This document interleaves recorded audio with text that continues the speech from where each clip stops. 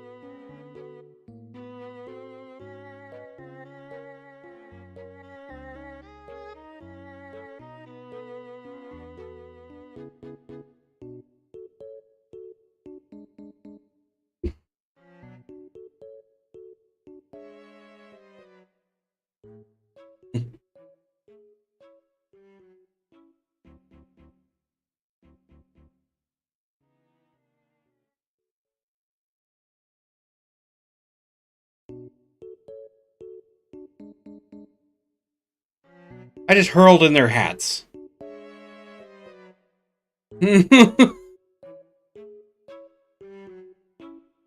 Yeah.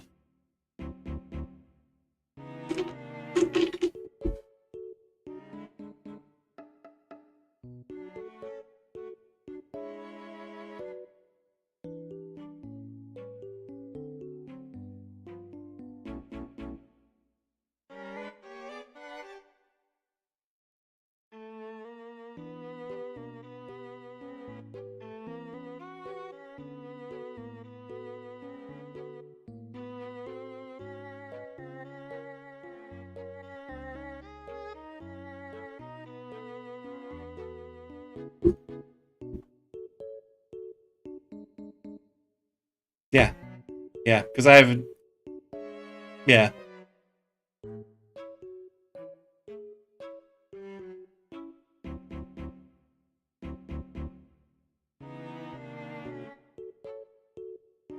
Thank Mark!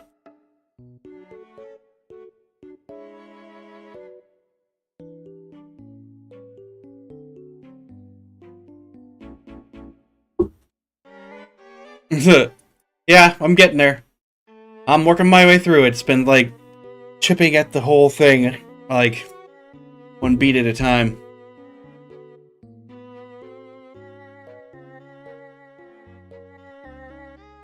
You got your.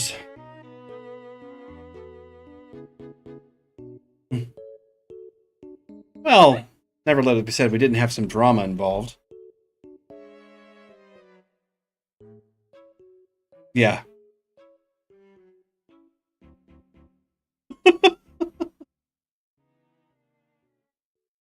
Oh my god.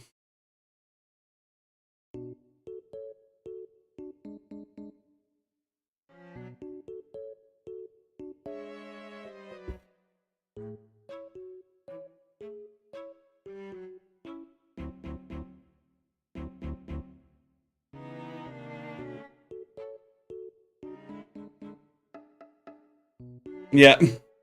I like how she's getting her name wrong deliberately, but as a pun.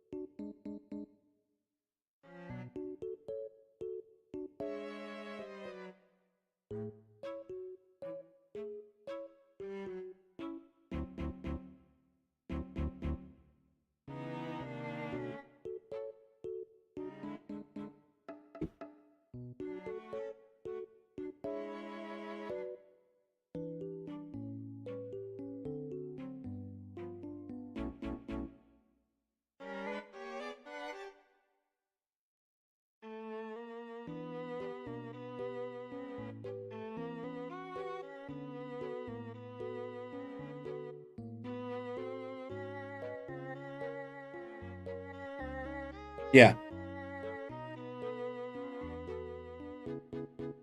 You got it.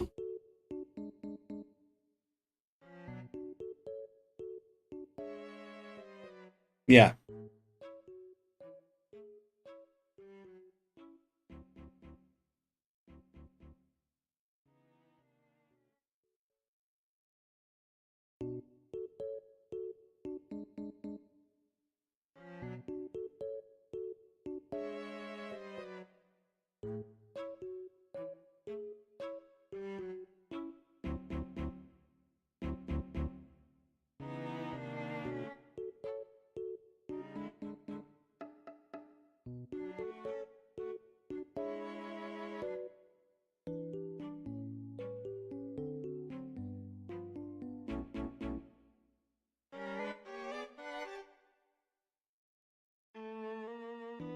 It's gonna be universal stuff that's gonna be in there, for, like, because we want like archetype-specific milestones for sure, because that's how they feel unique. But I've already been in the crazy miasma of stuff that I'm doing all the time. Like I have, yeah, that's part of the plan. Is coming up with like universal style stuff.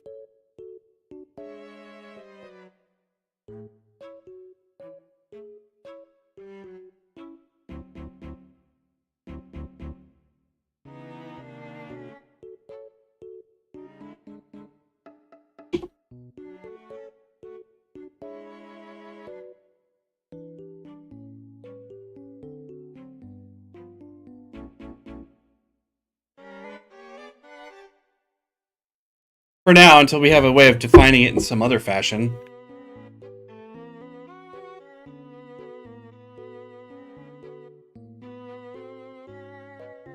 No, you want to look at the. Isn't it inside of the official like Shadows like notebook? Isn't it slapped in there? So I moved everything that was supposedly brand new into the official one.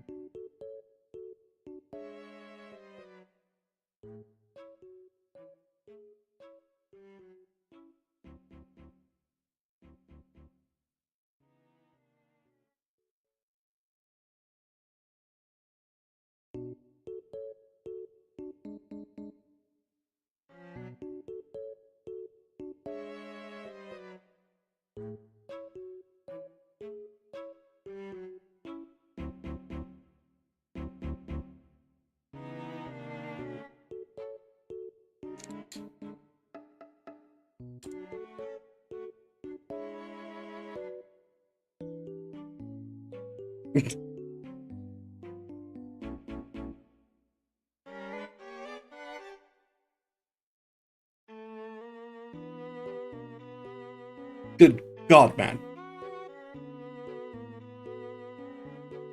That is a valuable one, yeah.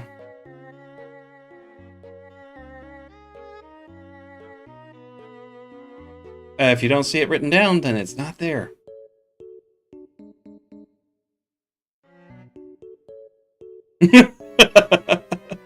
Quick to add the end there.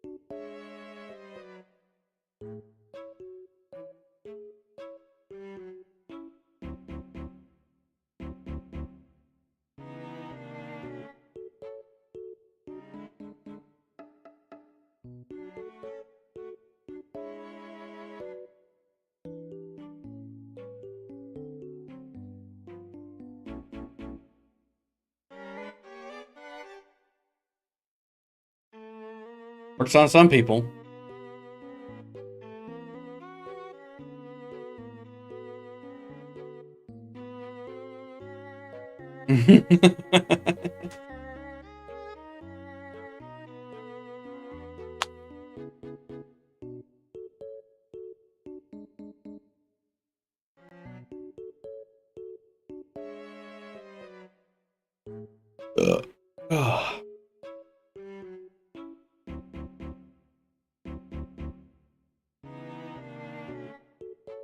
Yes, that.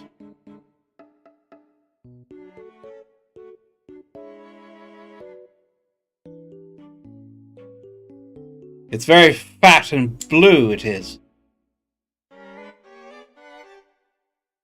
It is Thick Thursday. I said it is Thick Thursday. That's because I made it up, and that's what my next stream's called, anyway. Because I want to be bouncing in after this one. Yeah, it's been going good. Right now, I'm pretty much slated out 14 hours a week. So, and it's been going well. I keep getting lots of people that are just kind of hanging out watching. I've gotten 2 new followers since then. Been great. We're moving right along.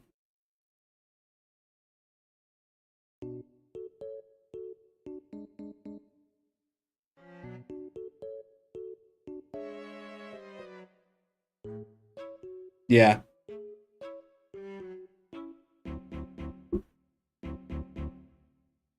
Master of the Pew Pew. That'd be the first Master of the Pew Pew that Ken's ever played.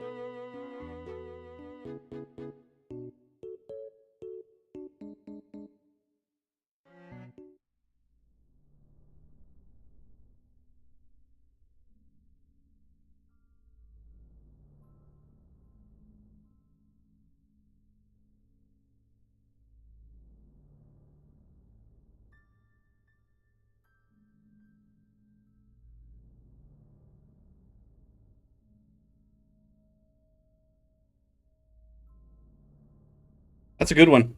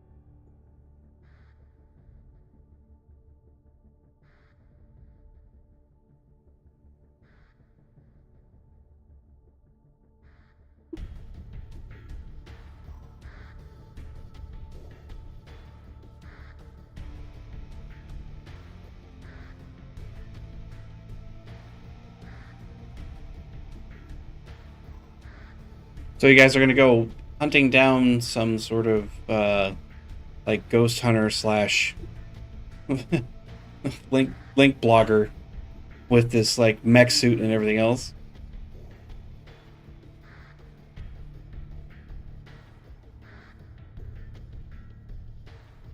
Yeah.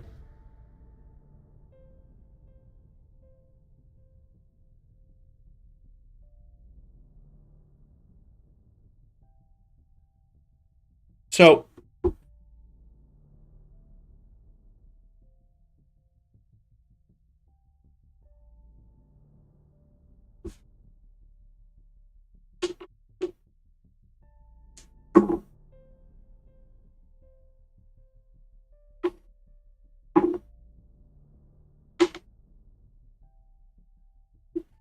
alrighty. Well, let's throw down some investigation. Let's see if you guys can find what you're looking for in terms of Brenner's location.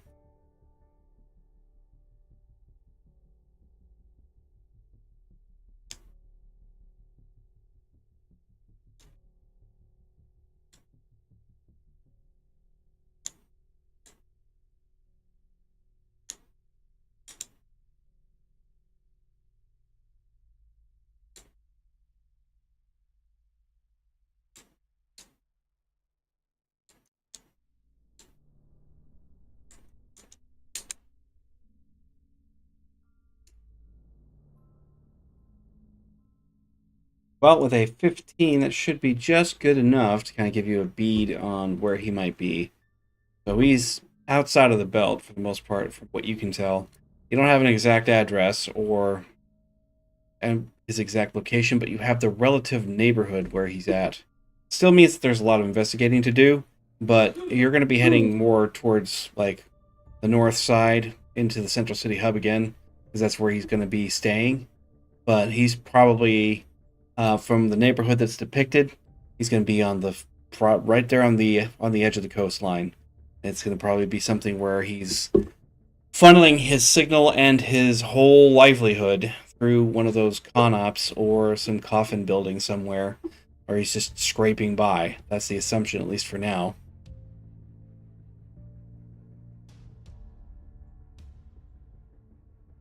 Yep.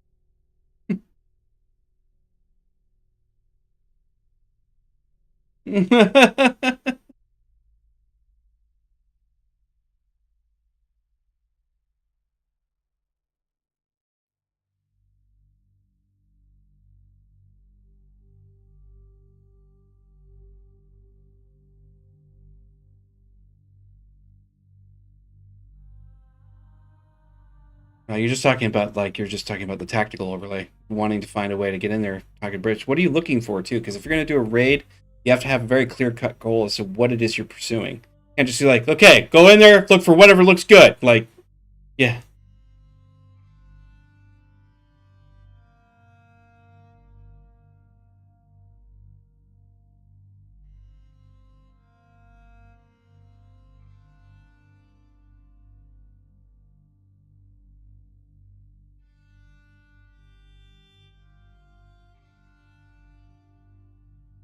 you're at the what?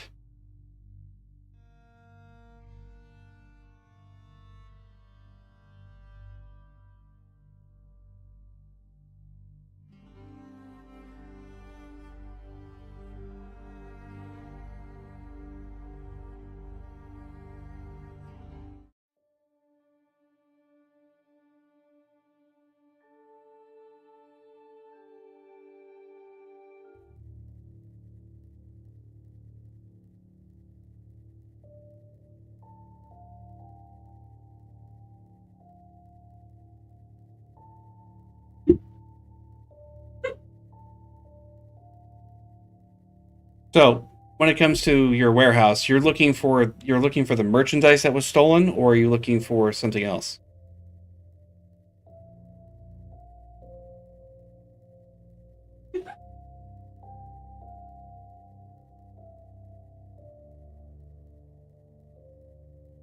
So the warehouse itself is actually It's a little bit on the smaller side, mainly because it's not a larger commercial-sized corporate platform for moving all kinds of inventory. It's just used for whatever it is that Douglas has in mind. You don't know if it's drugs, you don't know if it's weapons, could be nothing.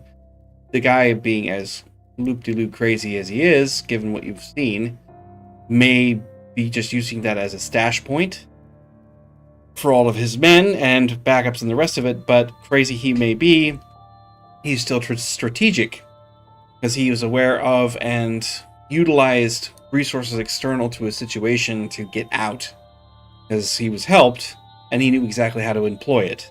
So he's not dumb, he's just nuts.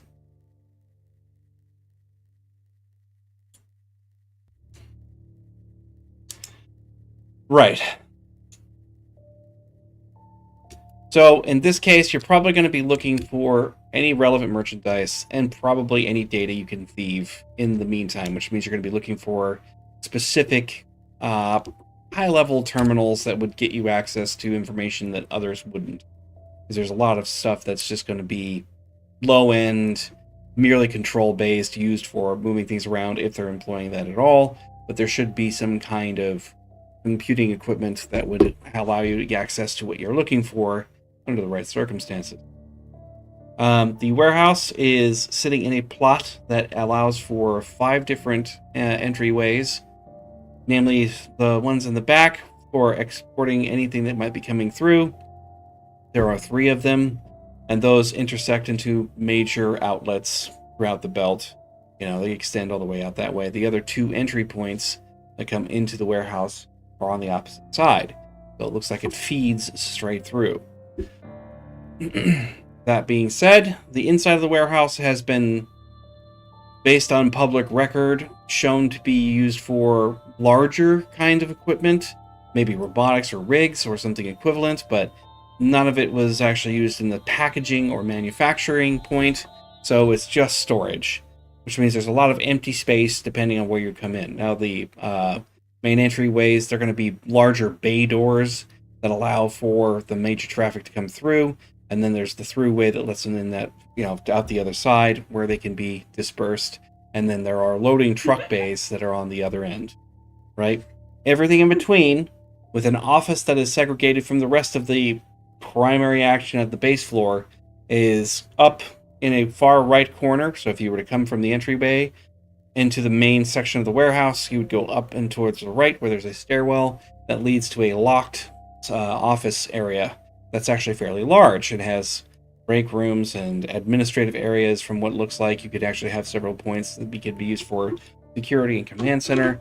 So all of your current raid focal point is going to be up in that office. It's also going to be a lot harder to get there just because of the fact that it's upstairs, and it looks like maybe 40 feet high, 40 feet up, which is the baseline of it, but it has everything stashed underneath it. So there's also the chaos of crates and other storage items or inventory that might be in present, so it's not going to be completely clear where you're going. But if you can hack some of the like if there's feeds to get to, you might be able to pull that in there, but you'll have to do some computer work in order to get into those. The utilities are not just readily available offhand.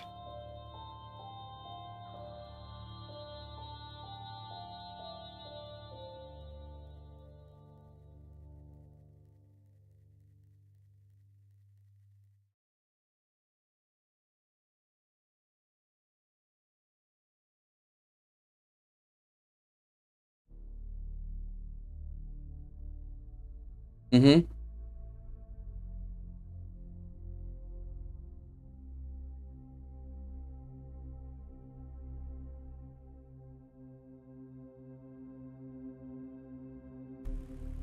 A jumper.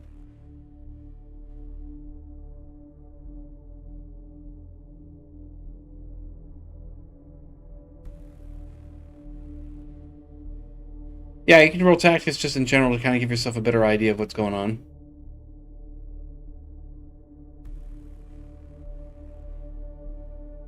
I would imagine you probably are.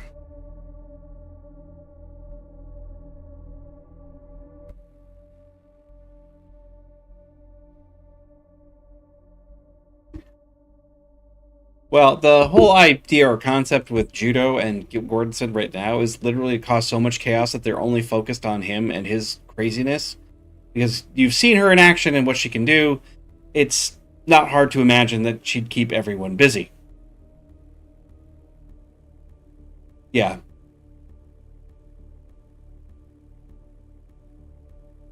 hmm So, as far as just the tactical concept is concerned, most warehouses are reinforced all the way around, mainly because of the fact that there's going to be usually a ring of external security, which is just standard. It's the whole keeping the eye out on everything that's coming in or out, monitoring license plates, photo IDs, or just identification for anyone driving. If there's actually organic individuals driving these vehicles, or they'll be pulling serial numbers for rigs that are actually doing the vehicle drops. So there's like the outer ring of security first. You have an inner ring of security which deals with checkpoints and usually live bodies or rigs that are specially programmed for maintaining these security checkpoints for the traffic and travel of inventory. And then you have, depending on what or who the warehouse has been set up by, the level of lethal type security measures that might be available. For instance, any kind of major corporate warehouse will have all kinds of lethal countermeasures in place because they can explain, or more or less wish away any corpse they make if somebody is to invade, because there's just not a lot of, they'll put up whatever warning signs there are, or maybe not. It just doesn't really matter, but they will obscure whatever they can get away with it. In this case, with the smaller one, you're looking at less likely a lethal scenario or a lethal countermeasure, but that doesn't mean that there aren't automated countermeasures. So you're going to weigh in the 20-30% chance of having decent non-lethal countermeasures that would be incapacitating, since it's also easier to use rigs or automated like vehicles to do that, which is something that Bill would want to be aware of. Just because if he gets hit with something that's large enough in an EMP that it can actually, stall out or cause a system failure, that could be a problem. And as far as your drop shooting concept, the roof itself is flat, but there is not a lot of entry point, a lot of narrow vents and things like that. You'd have to carry certain kinds of explosives to like push through, blow out, or whatever else. It's a lot of extra work to get to where you need to go. Going through the front door is not much better, but at least what you are dealing with is something that is more pregnable than not, because the structure itself is going to be highly reinforced. So you're going to want to use a lot of explosives at the roof if you're going to blast through it, or use some kind of heavy artillery. But of course, with that, you risk structural damage and damage to your quarry, whatever it is you're raiding. So there is that as a problem as well.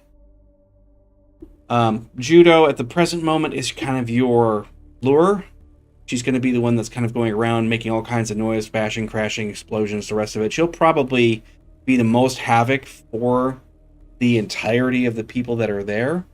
And that's the other thing, too, is that you don't know the exact level of personnel, because that is not public record and doesn't need to be. So you have to either do reconnaissance to find out and make a guess, or you're just going to have to guess without the reconnaissance. But there's a good chance that you're dealing with personnel who are unpredictable, armed, and depending on what they're trying to protect, will react with extraordinary viciousness to protect what they have. So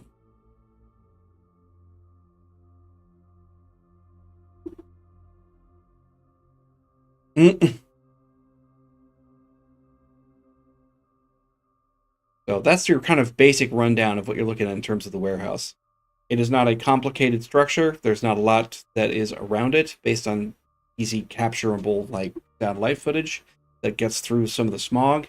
You can look and see that there is a larger lot where you can park vehicles or have areas that are good for, wide open spaces, which is not good for intrusion, but great for defense. But internally, that's where it gets hazy.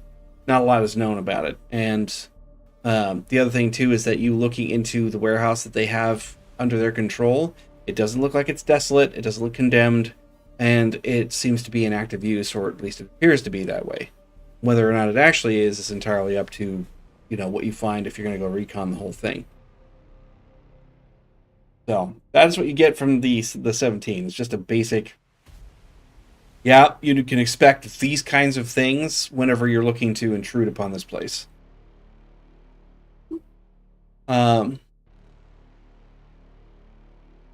And then Scott, was that 12 also a tactics roll?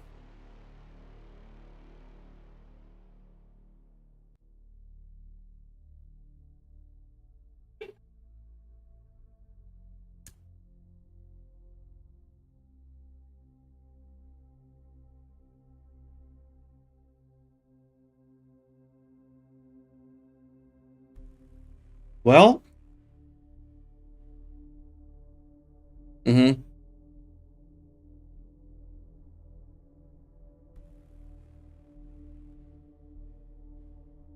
Yeah.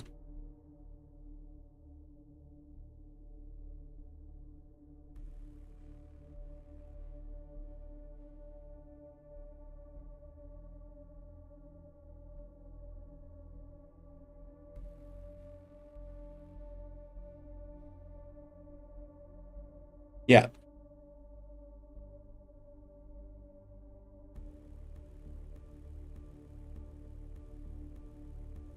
Yeah, how did we explain their presence? Are they something that gets dropped in for like brief usage and then pulled away?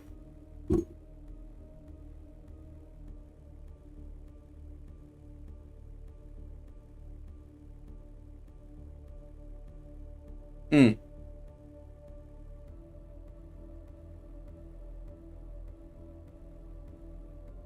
Yeah.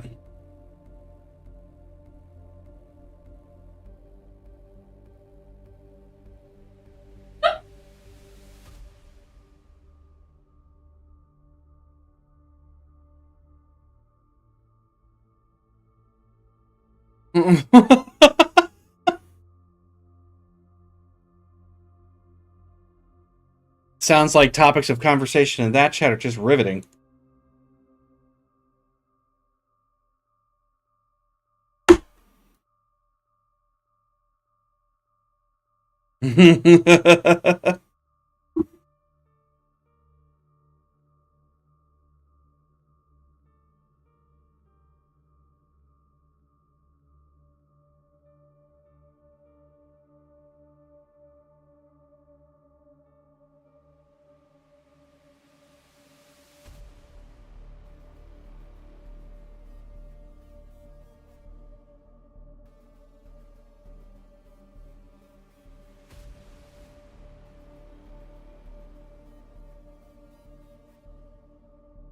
All of the above works. I mean, you guys can plan this stuff out. They don't really like with those kinds of assets. That's actually kind of cool because you can just sort of go like, okay, well, I don't have enough information. We can use this to get information. That's perfectly fine.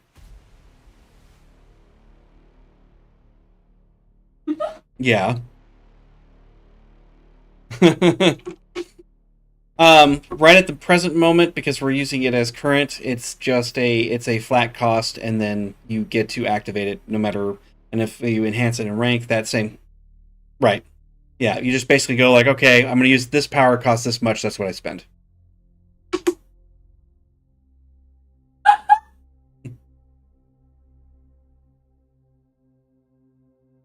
Meaning that you, as long as you stay focused on it, don't get injured or damaged or any of that other stuff, the effect remains in play until that happens. Until you cut it off. Correct. Yep.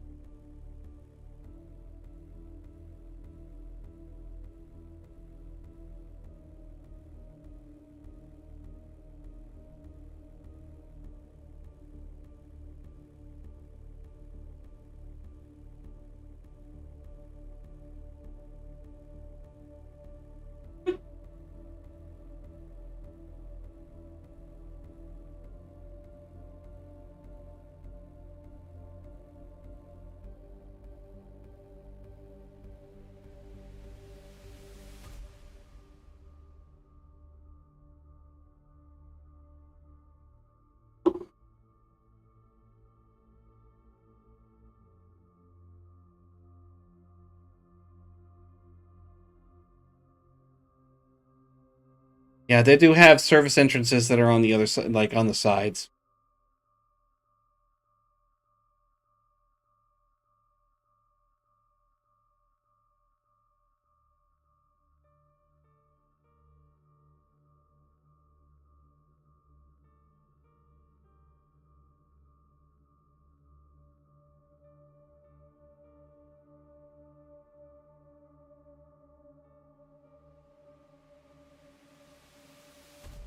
Oh yeah, this is not a go in there go friendly. This is a they're going to be trying to kill you. So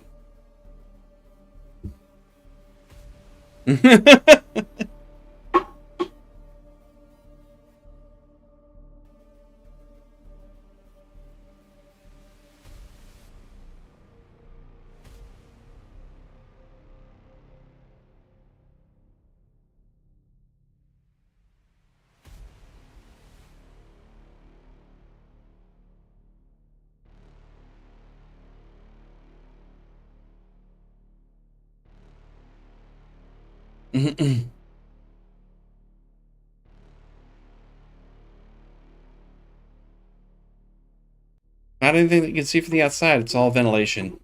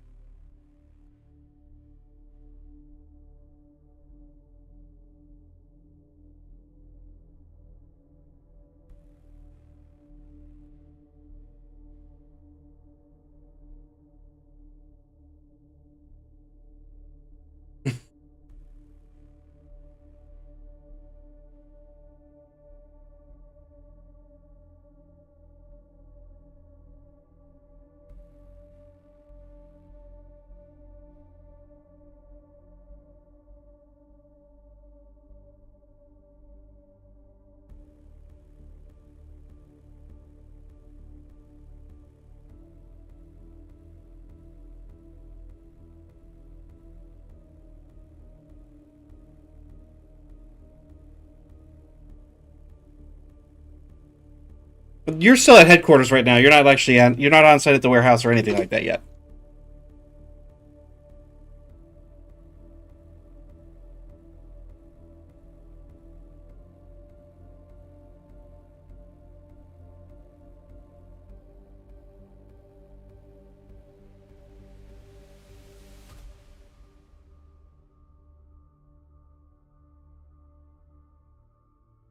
Generally, a knowledge of security, both in its dissemination or deployment. Either way. Yep.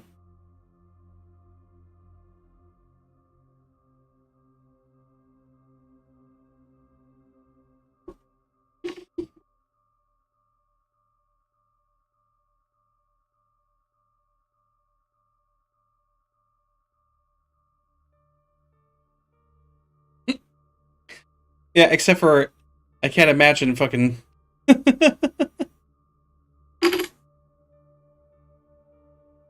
That's okay, just so long as Judo's not running around in pink camo leg warmers.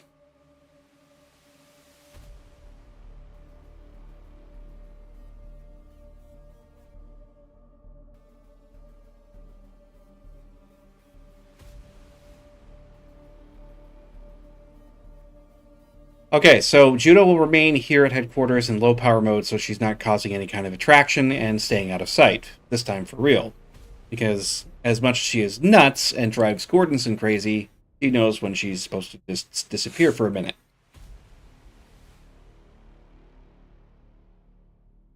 So, how do you guys intend to get there? Just gonna take a grounder to a relatively close location and go in on foot?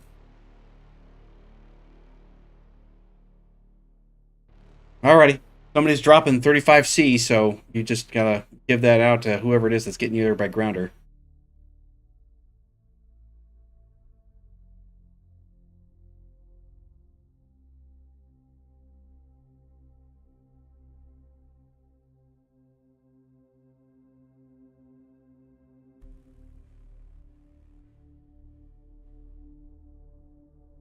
Beep-doop. He's run out of money, so his stream has ended.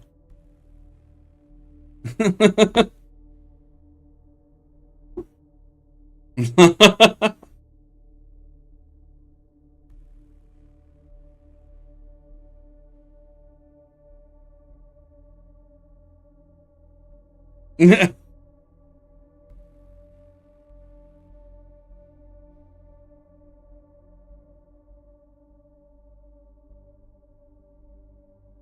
my god. That's like a visual dad joke. Yes.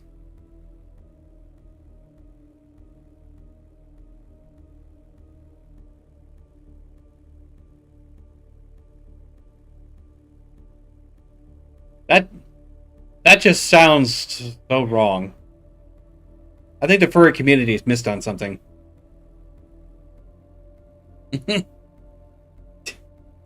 See?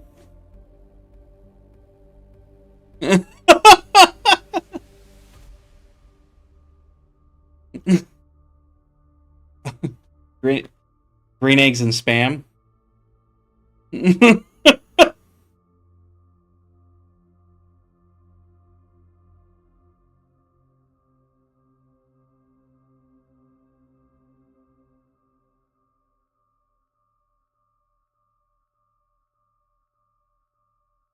Allows you full control.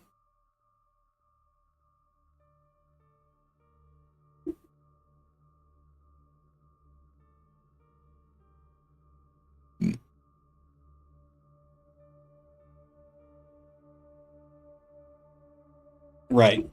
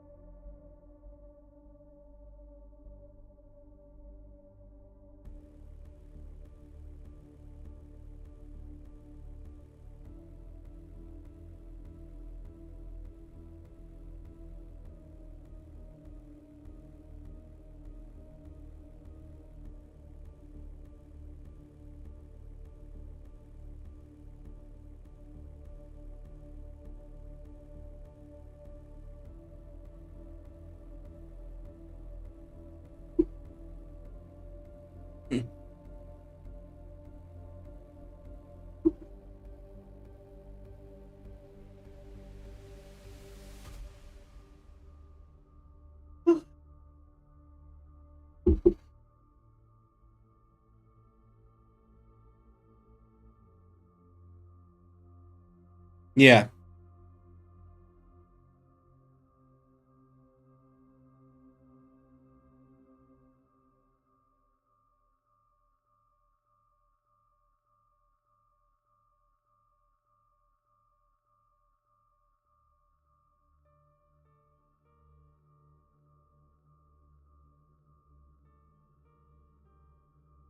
How large are they? Like the actual size of wolves or smaller? Because I was thinking that you could do all kinds of stuff where it was like a suitcase. Like, suitcase sized prior, so you could stash them up and like do the whole transformation type thing, which would be fun because the yeah, because like you could literally just have a wolf pack as a suitcase or like one per, and then just one wolf would be one of the suitcases, and you would just be able to unleash it, and it would be kind of cool to have that.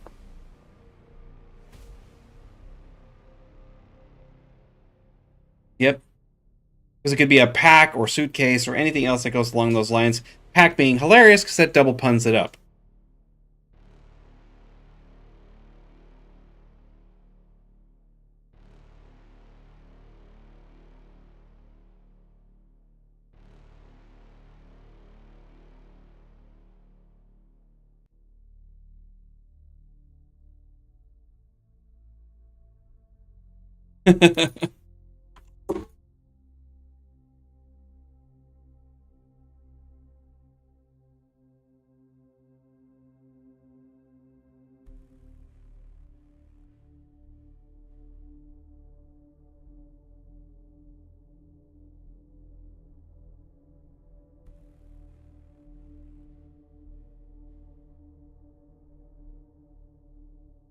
Yeah.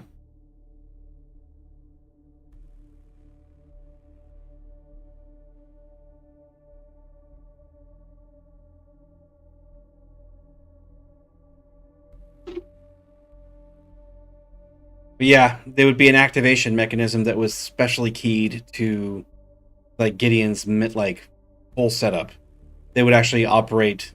They would actually materialize, transform, that kind of thing. They would materialize, transform, that kind of thing based on that. Storks.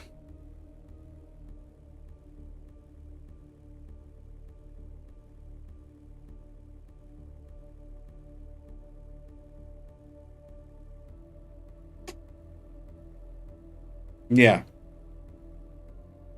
Yeah.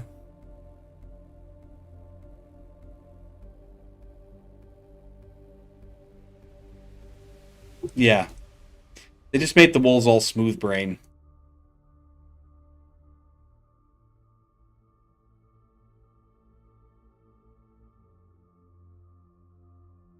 That warehouse was from where you guys are at the industrial area. It's actually further eastward, closest to the coastline, and it's still in the belt because it was east of the bar by a few. So, but your industrial headquarters is actually north and west of that. So it takes about maybe 25 minutes.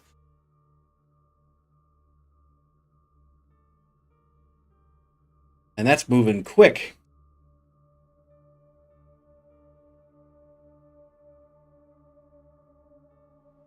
Yeah, you're doing recon straight up and flat out. Yeah.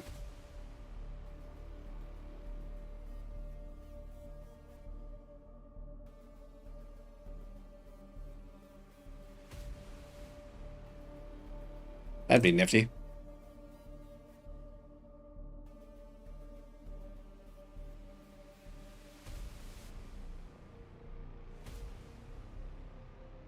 I don't know. What do your elf hands roll?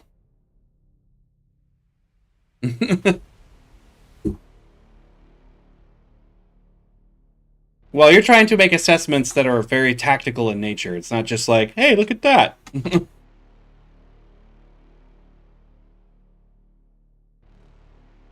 You'll want to definitely want to be staying back to a certain degree because there is a perimeter, and like I said, there is external ring of cameras that will be keeping an eye out on things. So yes, he's not wrong.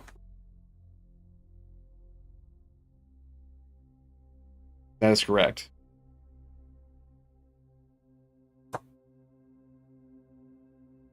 Very cool.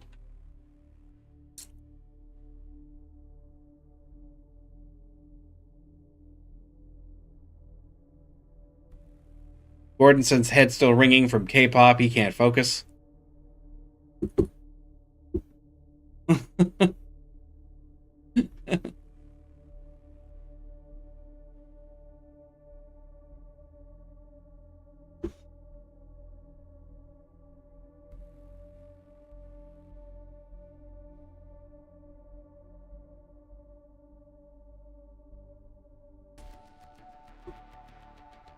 Absolute 12.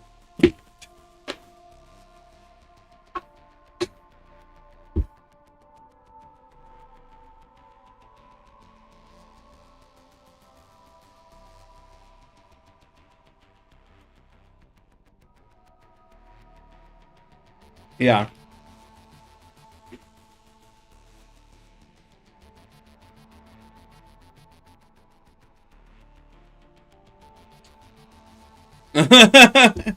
He's just like, oh, look at that. Oh, look at that.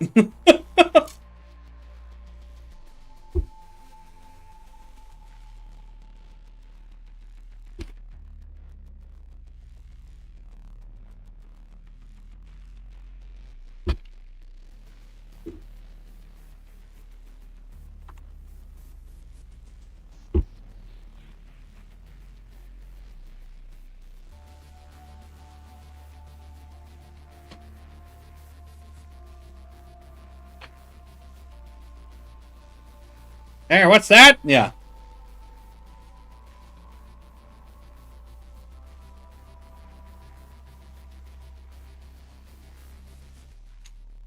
Well, they have an extremely airtight security system on the outer perimeter. You can't get within like 30 yards without being snagged by a camera. There's that. There is a little bit of a traffic going in and out, but not nearly as much as you'd expect for a warehouse that's supposed to be as loaded up as this one is. And as far as the security is concerned, it relays a sense of a lot more money than what a group like this should be able to afford. So that backer thing is still kind of coming back up.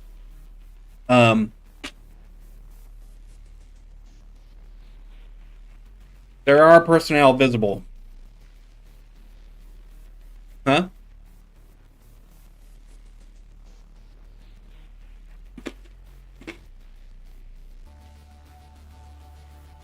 Partly. There's multiple rigs out front. Heavy industrial rigs moving things around, but also there's some heavy combat rigs there too. But that's not the only problem. There's something quite a bit more ominous happening there that,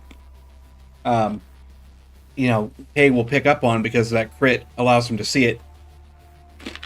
There is a fully stealthed, silent, magnetically propelled drone hovering over the fucking warehouse. It's barely visible, but you start looking at it and it creates an optic camouflage distortion in the skyline.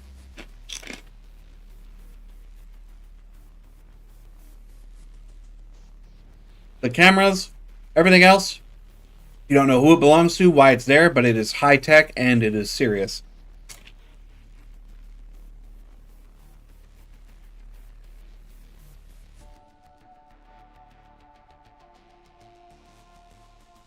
Yeah.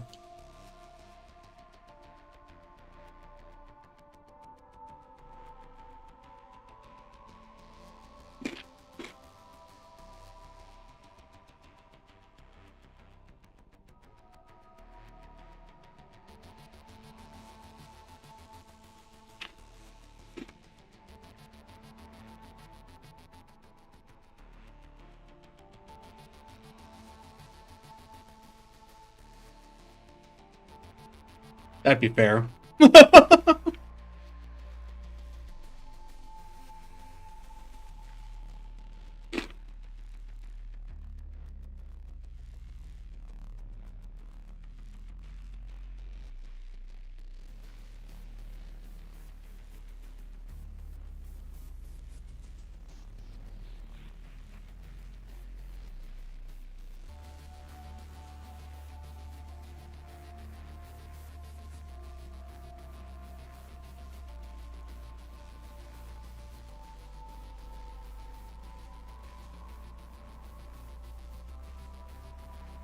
You do know something's in there, because they're protecting the hell out of it.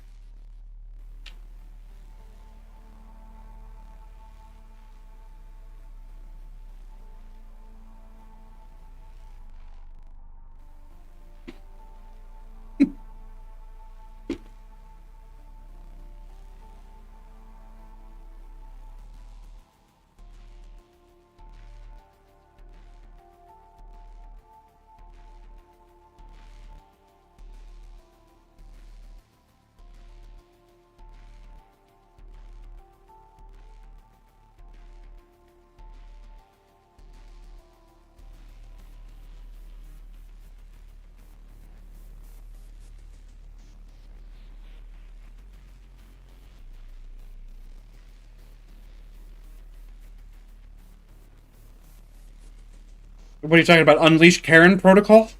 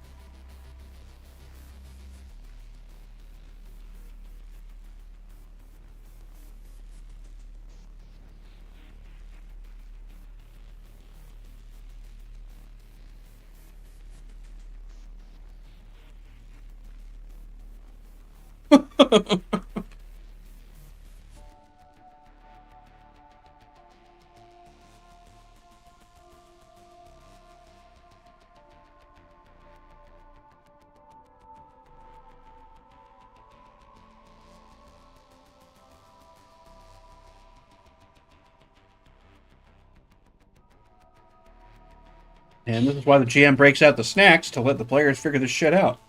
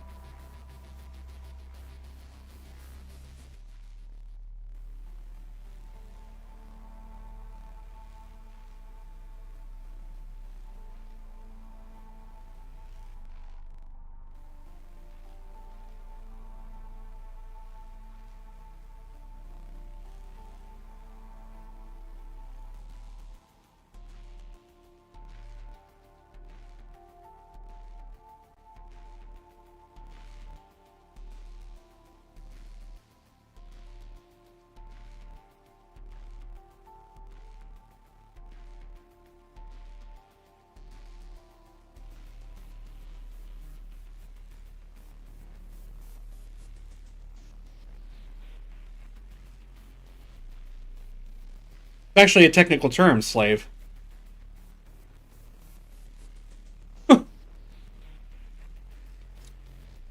Oh man, Gordonson's pulling the old man trick right here.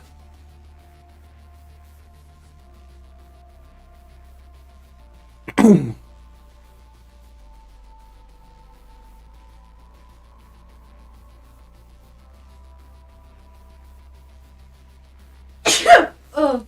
Yep. Okay. Bless you from the group.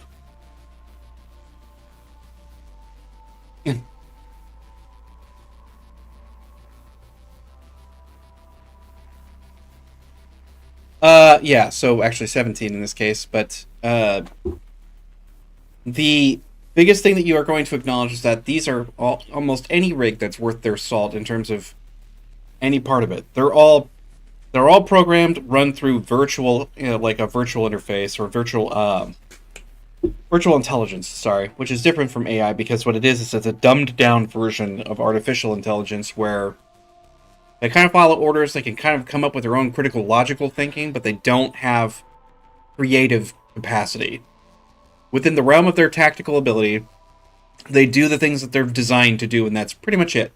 They can hold some level of conversation within the realm of their focus. So if you're talking to a battle rig, that will tell you everything it can about tactics, battle, anything about weaponry, anything about hand-to-hand combat. It has a lot of that all stashed up. You ask it why it likes the color blue, it's just going to sit there. because it doesn't have the ability to reach past that limitation. So battle rigs themselves are independent, but they can be given orders remotely. So it's a combination of both. You have somebody at a control center, they can issue these orders to change their tactics, and they will ignore whatever is going on, even if they have their combat logic is obstructed. They will follow the orders then and go from there. So it is one part organic and one part independent. It just depends on how you're looking at it.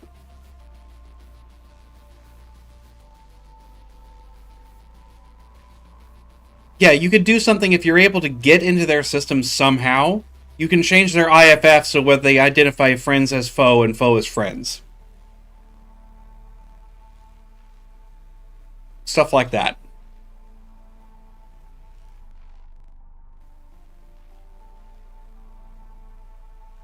And make sure he doesn't leave. Yep.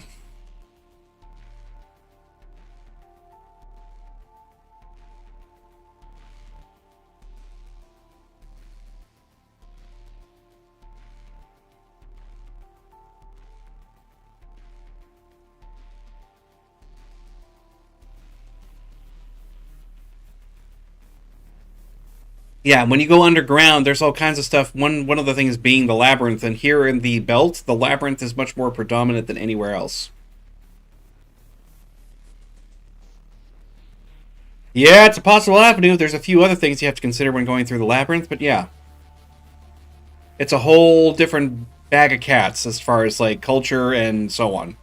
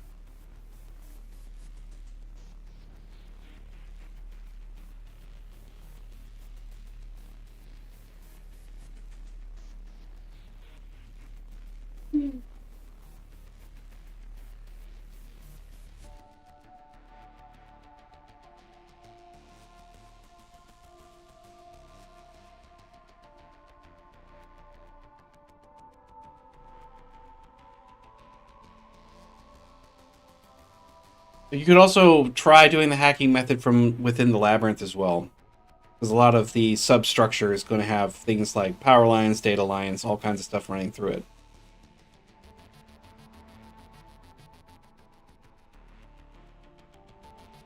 Which you would only know. That's the only reason why I'm saying it. Your character would definitely know that there is like substructure elements that you could just like deploy if you wanted.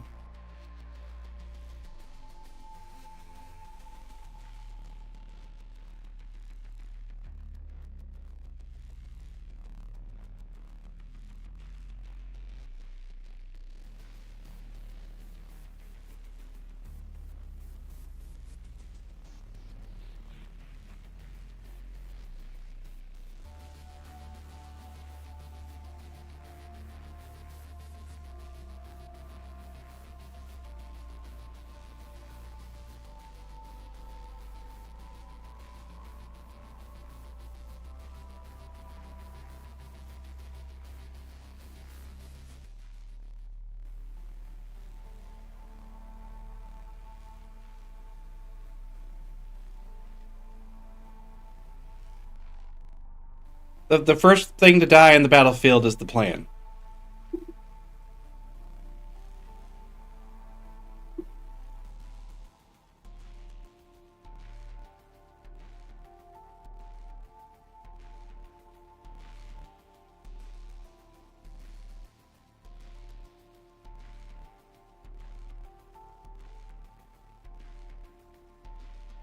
Just do what your characters would do. Yeah, I was thinking that you were just like, yeah, we got most character roleplay capacity if we go down. Like, I don't think that's what your character was saying.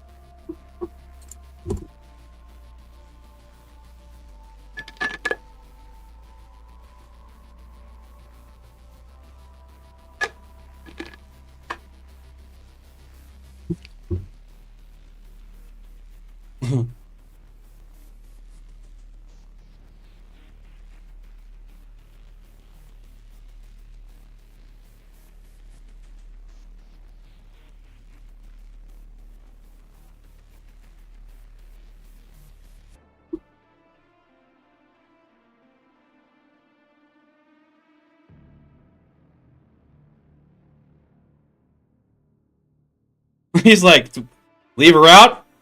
I mean,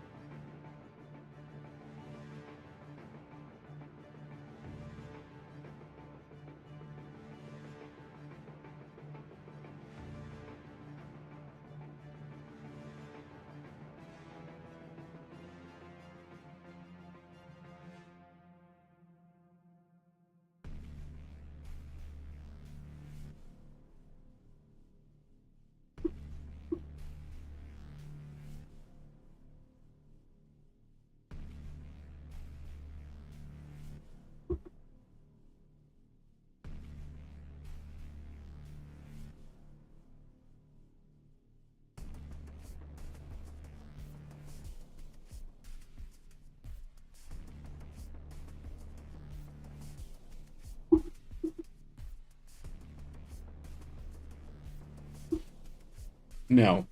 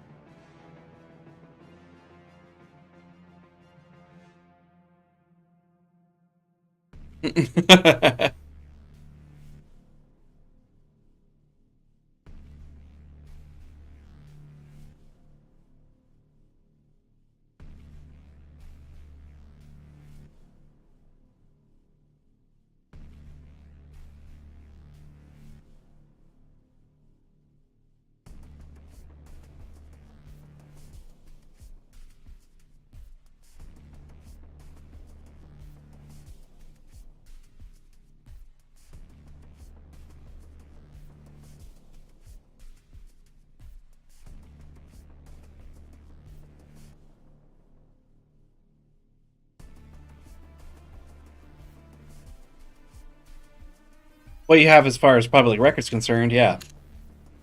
Mm-hmm.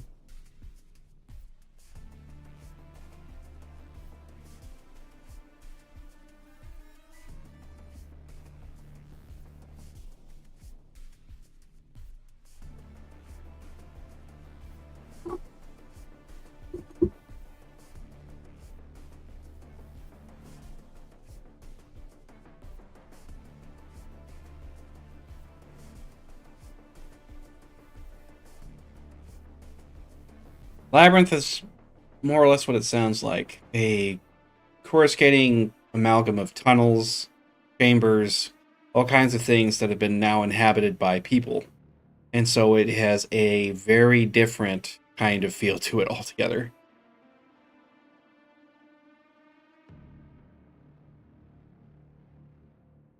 Thank you.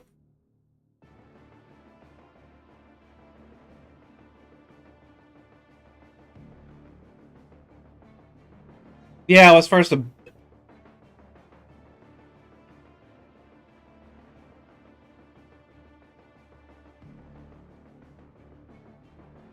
skills. All right, so as far as it goes, yeah, I mean, you don't the territory that you're standing directly above at the moment. Don't know a lot about it, but as far as the belt is concerned, it's about 4 or 5 times more dangerous than anywhere else in the entirety of north to south. It just is extremely bad because a lot of things are kind of pulled underneath. That's why there's not a lot of people that walk around at night and that kind of thing, because you never know if you're running into somebody who's coming out of the labyrinth or going in or trying to do something nefarious and you just vanish. But the labyrinth is the super highway for the black market and just about everything seedy you could imagine. And it doesn't have a map. It doesn't have a GPS.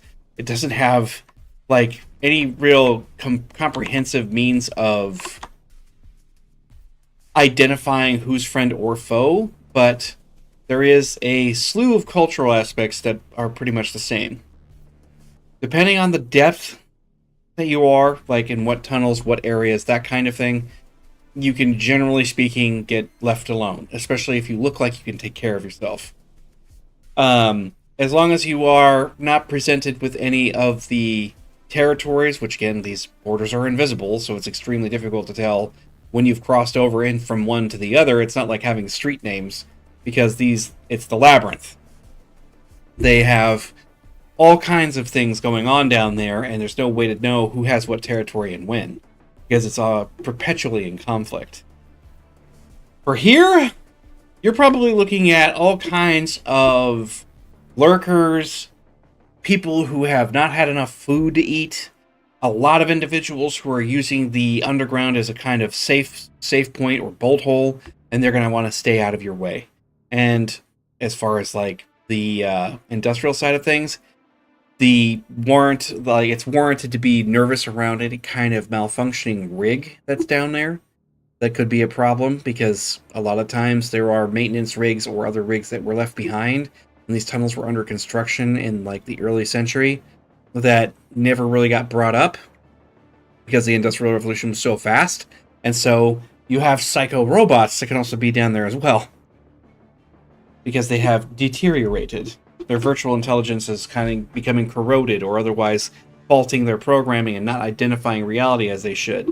But as far as this is concerned here, also makes it a good bed for what you want to do, because it will have intersecting areas that you can try and hijack. And that is a lot of what the underground can do. They usually hijack areas where there's power, hijack areas where there's data, and they will piggyback off of whatever they can, because survival of the fittest is what wins. Yeah, buddy. That was the worst version of Dread, but I still love it. That last one where the robot's talking about, where it's like mission, that was Judge Dredd with Sylvester Stallone. That's part of the Judge Dredd movie, yeah. Not the most recent one. The one that was like much more lore accurate, but yeah. Yeah, dude, I love the Stallone one just because it's campy as hell. Mr. I am the law can't. Anyway.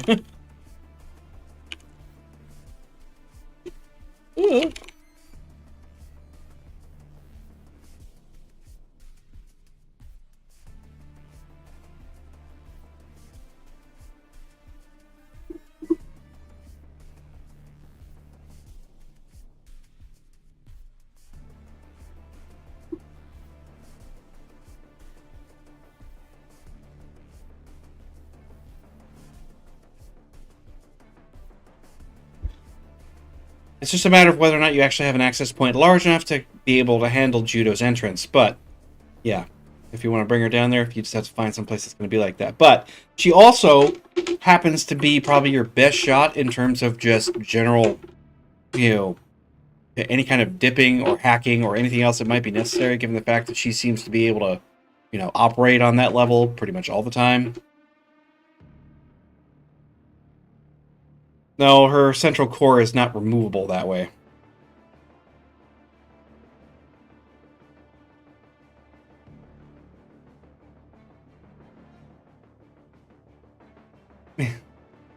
Yeah.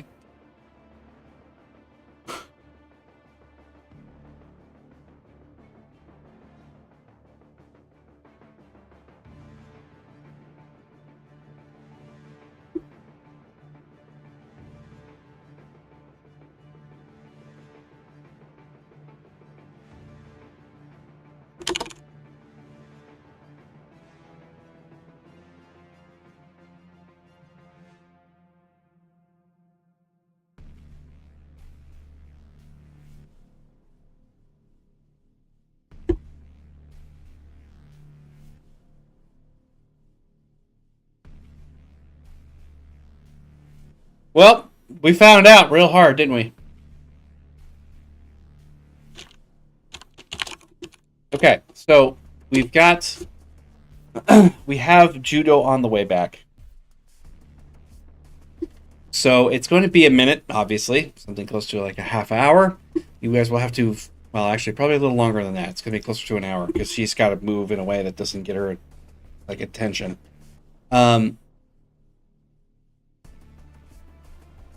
Yeah, she's a stolen vehicle, technically.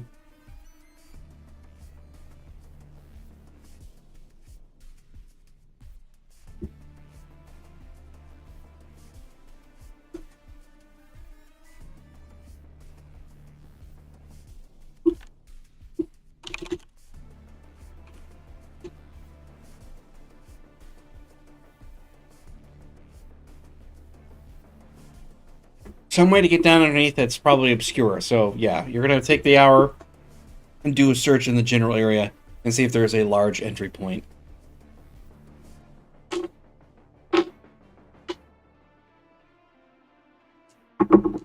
Mm-hmm. Well, there's also going to be access points and things like that that would have been there from, again, the early century, where they were, like, loading vehicles and stuff like that.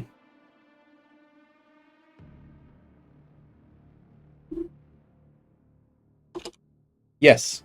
Yep. Yep. Ba-ba-ba.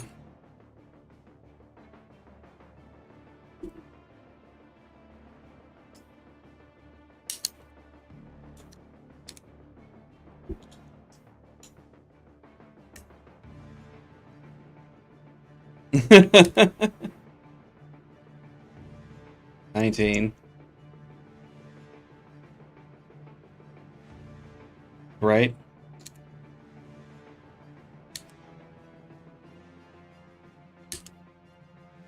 So, you go looking around. Now, you push yourselves, like I said, you got about an hour.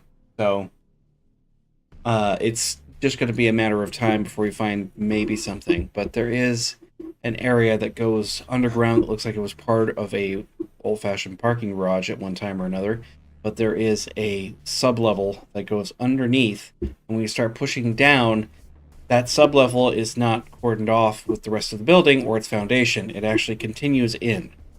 Must have been some old sort of industrial access point, and it puts you maybe close to about a half a mile from where you would normally want to be entering in, or like anything closer to where you guys had started after being dropped off.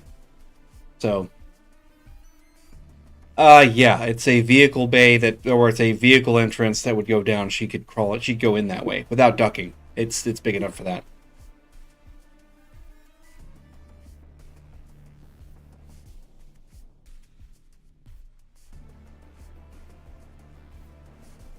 She'll be tracking your location based on what you have there with your smart brace, and it's maybe about Yeah, just a little over an hour and 20 minutes because you guys were out moving around, so she had to correct her course a few times.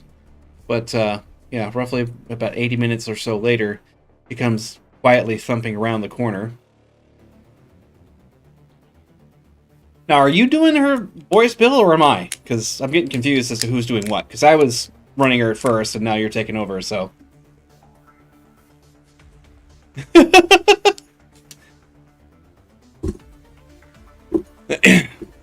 Just making sure, because I was like, oh, well, if he wants to run her, he can.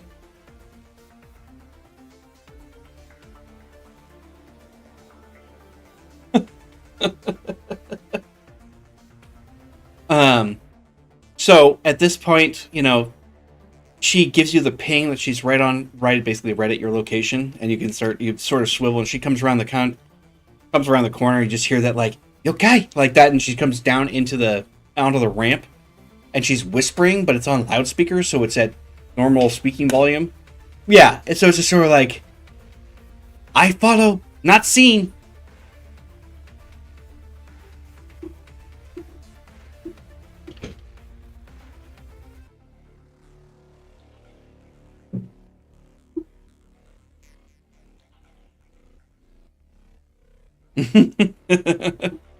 You hear it switch over and it hits into your earpiece.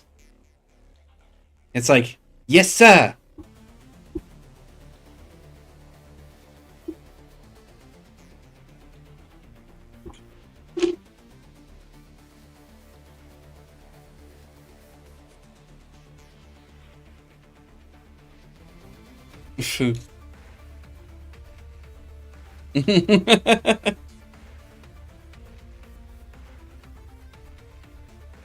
Yeah. No, it's just like, yes, sir. And then, of course, it goes like, this is Judo. I am with Captain Gordon-san.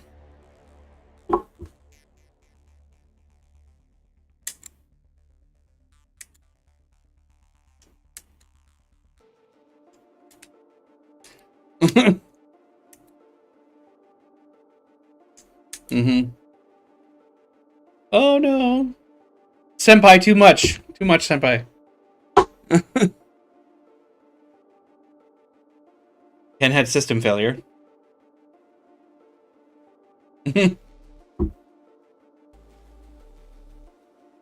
Yeah. All right. At this point, you're going to be walking around in your large mech.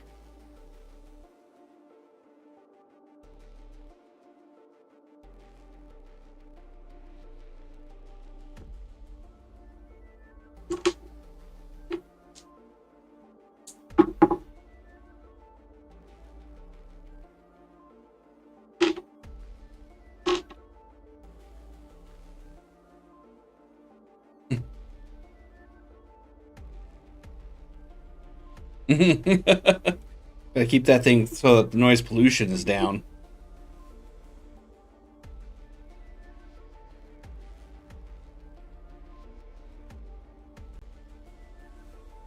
It just shows you a dial point, just goes boo like that, so it's still running, but it's at that low volume. Yeah, almost.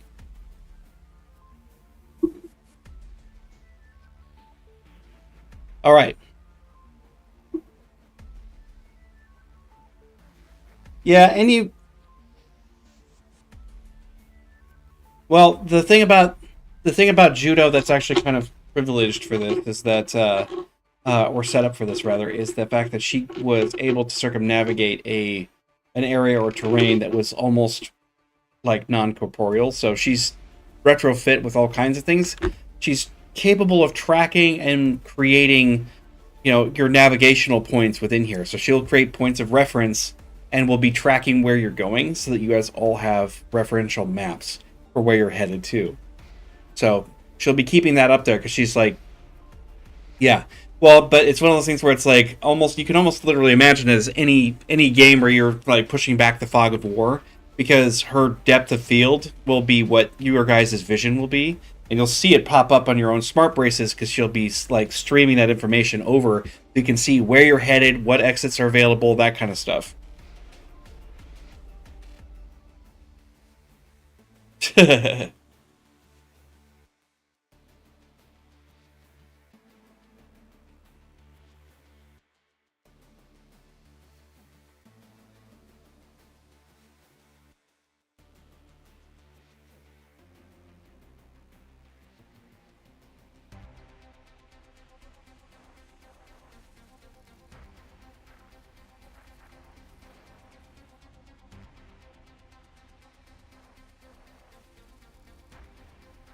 Alrighty then.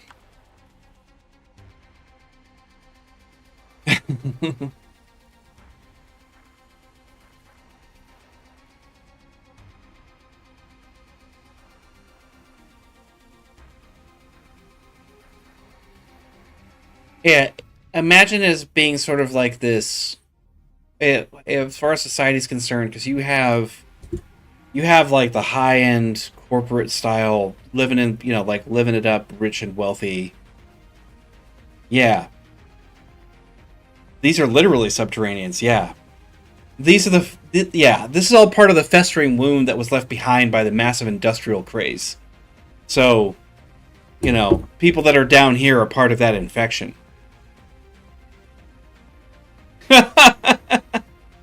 Flashbacks. Holy crap!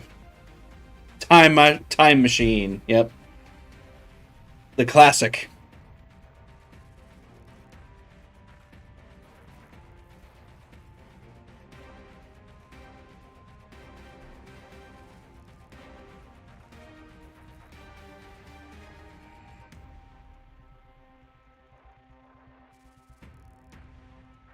Well, where you guys are coming through as far as its entry point, it's pitch black. Like you guys are getting pushed in there, and you have Judo's lighting rig. Like its lighting harness is like illuminating things for you. So you're going into the belly of the beast, as far as you can tell. But it is wide, sort of ovalesque style tunnels because they play on the same principles that you'd get with like archways, where it's like structurally more sound than anything else, so it maintains that. But they're huge. Yeah. So it's wide and sort of like the actual height is right around 20 feet. So it would allow for clearance of larger semis or anything that would have come through here. Larger rigs could come through this way, but it's all dead now. It's just you're looking at the substructure and bonework as you're traveling through that as part of what Night City was, the very foundation of it. When you go probably a short distance, you're noticing that there are branch points. Some of these branch points are clean, where they just curve off at natural points. There are other ones that are much harsher. It looks like there were like previous dead ends that may have been pushed out. There's a lot of debris down here, where older rigs or other kinds of maintenance were underway and things didn't get taken care of in quite the way that they should have. There are even dilapidated and destroyed vehicles, at least as far as the roadway is concerned. When you start to notice that there are humming and noises coming from the greater depths of it, so following one fork that takes you further left while you're moving through, because everyone's trying to kind of guess where they're going, but you're leading in a direction that is close to it because Judo's maintaining an overlay map in her own head about where everything is, so there are subtle guiding points as you're moving through these tunnel systems. You take through, and the labyrinth becomes much more its namesake as you are winding, curving, turning, and then you get to a point where there are actual people. It seems that they stay a pretty fair distance away from the main entrance. Reason's not really well known, but it likely just to stay out of the way in case they're caught or arrested or anything else. But this is when things kind of change for a different look. There is a lot of hijacked power down here, and it probably accounts for what they would consider in the city to be a lot of the lost power, or where issues would come up where where the usage of it is a lot higher than it should normally be, but it's almost indecipherable from being part of the city or being something else, so it makes it easy to do this. But you have these hard-lit, illuminated areas that go down where you have people huddled up against the walls from some of these access points, where they're going along the strips of the causeways, and they're just kind of in constant communication with each other, quiet whispering and keeping to themselves. A lot of them seem to kind of give you the shocked expression when you come down here, because you guys are not at all the general normal customer to be down here. And it's all built out of like the unnatural concrete of that revolution. So it's, a lot of it seems kind of cracked. A lot of it is kind of underwhelmingly maintained. But there are also rigs down here that are kind of meandering and doing their own thing, where people just kind of leave them be. And they're older models too. So you've got like the hissing hydraulics and a lot more of the the power and a lot of the precision is gone.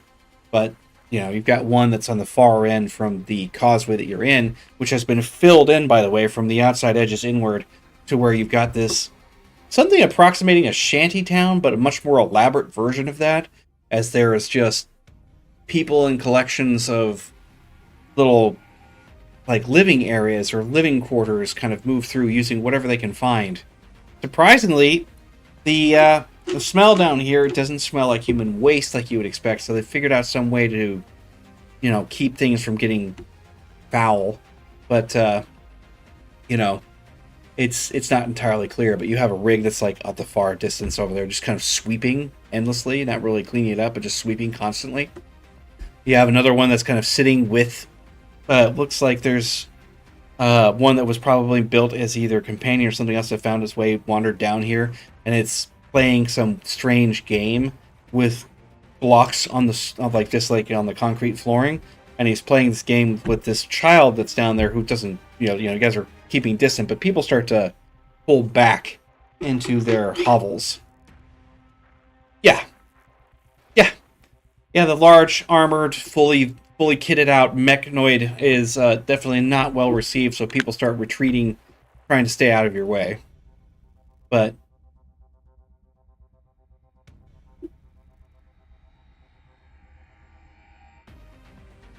yeah, it's going to be one of the things where they're going to be staying out of the way too.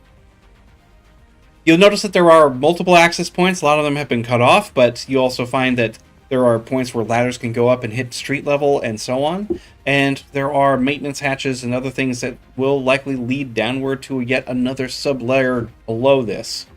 So it kind of depends on where you're at. So you guys are just kind of on the surface level of it, but you're moving toward your goal.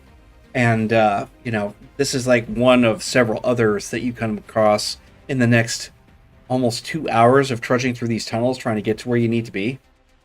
When you finally come into contact with a approximate position that is right around where the warehouse would be, that's where I want you guys to make your rolls again, because you've been, clambering through a lot of these groups, trying not to disturb them. Awareness, actually.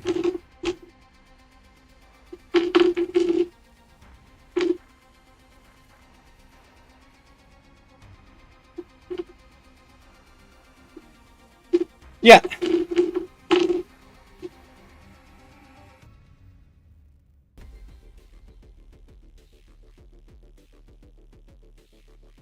Yeah.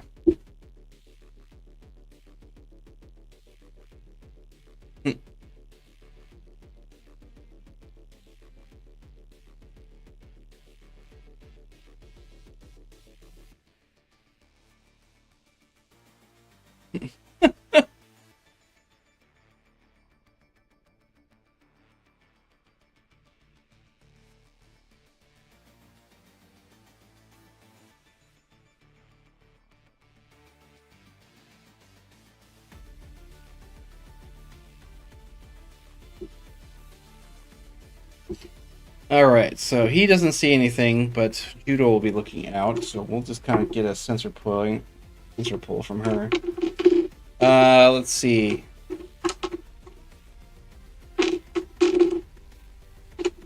Yeah, you guys are close to the warehouse, so you know that you're going to be looking at like data lines and substructure, because now you're getting into like where it has a much more almost well, it's all maintenance and industry, right? So it's like, yeah, you've gone further outside of the main causeways and into the actual subsections that deal with city maintenance, city substructure, and so on. So you've got pipe work and all kinds of data line runs and all of that running from overhead to the sidewalls, and there's just arbitrary noises like the sounds of dripping water and moisture, the creaking of the movements that Judo makes. It's more cramped in here, so Judo doesn't have as much like room to move around, but you're kind of where you need to be. But yeah, while you're looking that stuff over, the main like maintenance areas that are in through here, you can see that there are direct lines that deal with power and so on that lead upward, and because of your positioning, you now have kind of an idea of what you could have access to. There is a data run, there's a power run, and it looks like there is some water and other utility that goes through here. So it's kind of a grab bag of options depending on what you're looking to accomplish. There are street level access ways, but they seem to be mag locked from down here.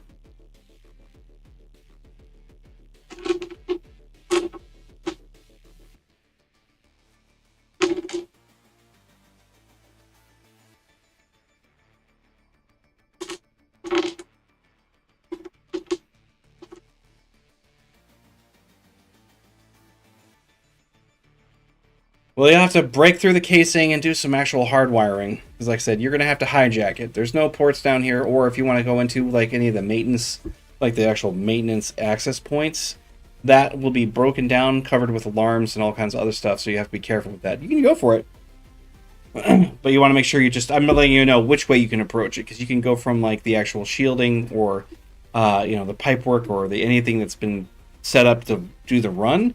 You can try and hijack it from there, but you might not be able to pull that off. Or if you hit one of the maintenance junctions, you can actually look to see where you can get to, where there's like the clusters, where you have all the stuff kind of running together and used for maintenance, or you have,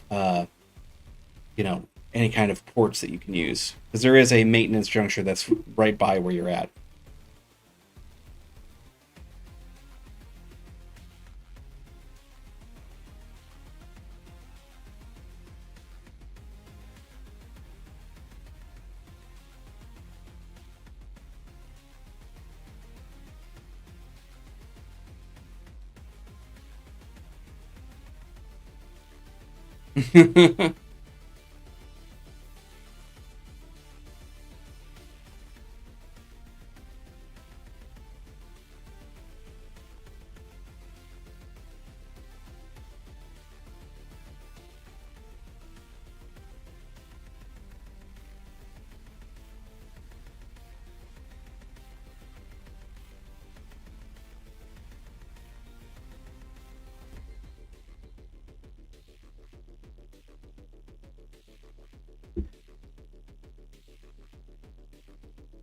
Well, obviously they would call the city over. They'd have certain access points on the streets, and they would go down below and then work them from top side down.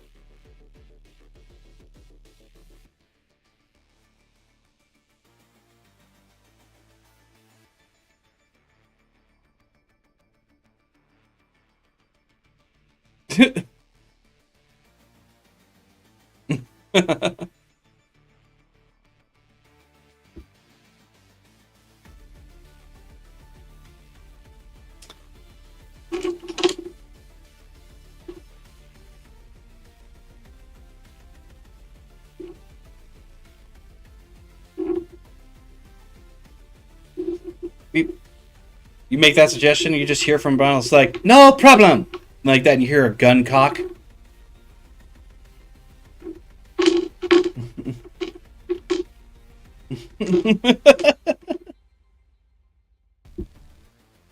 There's a possibility that she can try and override, yeah.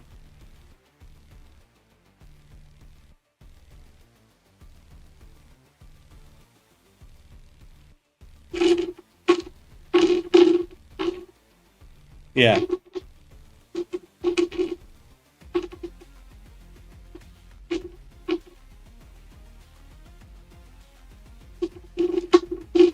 Yeah. Like, yeah.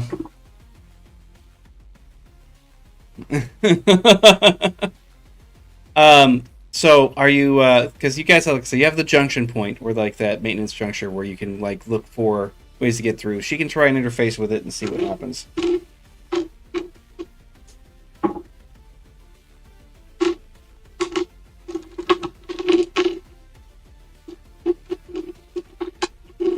Yeah.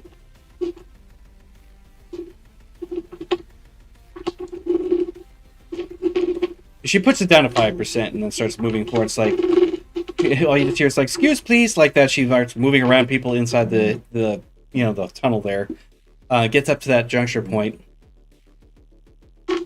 What? Not in here, no. Well, she got a 19 on the die, so she's kicking it. She's got 19 on the dice. Hey, caramba. Yeah. So she like walks up to the door. You can see that there are several diagnostics run from your HUD system, Bill, because you're the one who's tapped into what she's got going on. So she's got all of these displays in front of you. Nobody else can see them, but you can perceive them from every angle. But you can see her running a diagnostic. She comes over and realizes that there is no power to the main junction door. So it looks like no alarms or anything like that from there, but there are multiple like secured ports with proprietary locking systems, which she just dismantles using certain tools within her like forearms. When she pops these things open, she starts to set it up to where she can create, a full interface, which she ends up doing. And you can kind of watch this happen in a digital display on the front part of your HUD. It looks like just numbers and data and checks and all kinds of other things, and then it goes green for a second, and it's like, I have luck.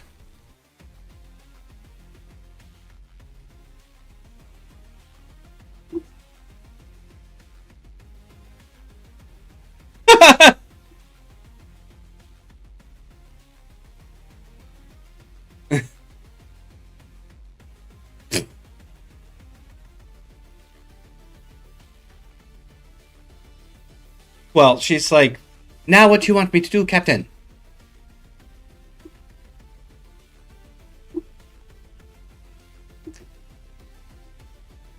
A full system access. Let me see. Like that, just goes inside for a minute and kind of keeps rooting through it.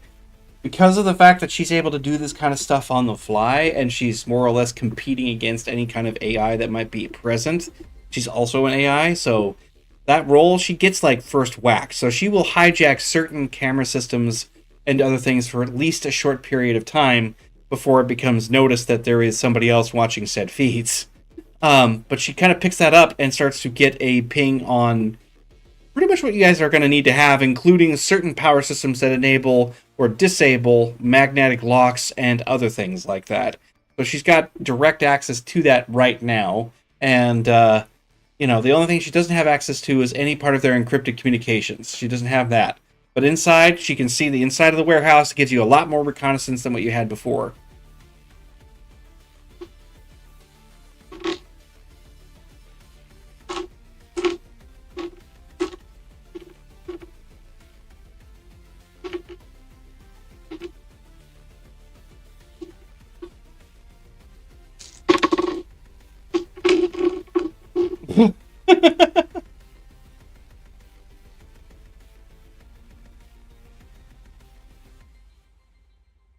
And it's like, no. Just like, lots of personnel, lots of people like that. And you can see that there are many people on the inside of the warehouse because it starts feeding you like the various like video feeds.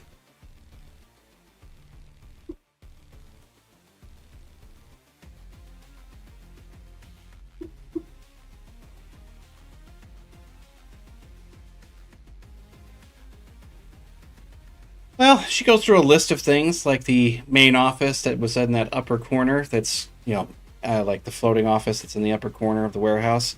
Seems to be heavily reinforced.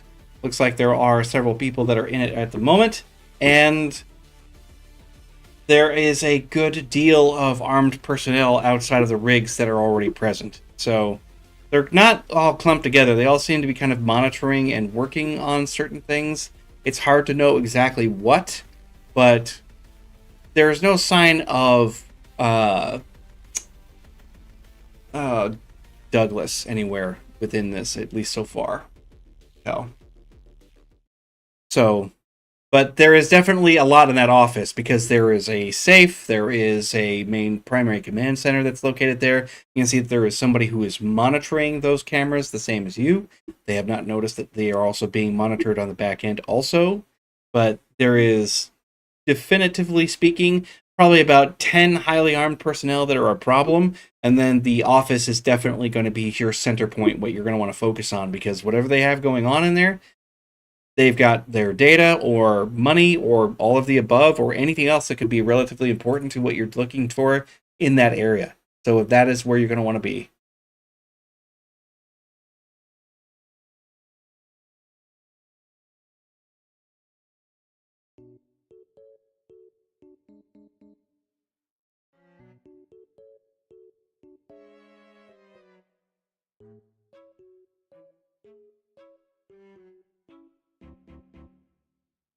Yep.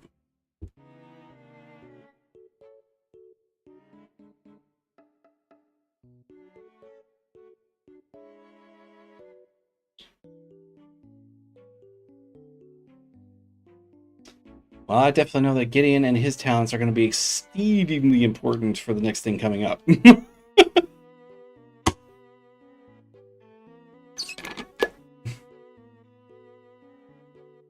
And that is where I think we'll have to like hold it because we got the information we need, and it is now the top of the hour.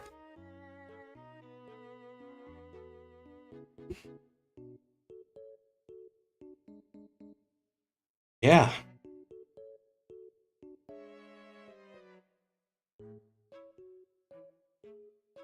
Yep. Well, quick though. I'm just gonna. So it's like I'm gonna cut this stream off. I'm gonna be jumping back into stream again after this point, and then we will. I'll just take it off from there. Yeah, but we'll check ourselves out for now. But thanks to y'all for everybody that was watching who was there. So, later on.